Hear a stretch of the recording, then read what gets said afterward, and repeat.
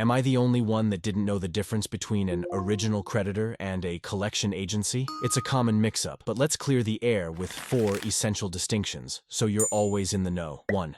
Starting point. The original creditor is where it all begins. It's the company or institution you first borrowed from or owed money to. Think credit card companies, banks, or service providers. 2.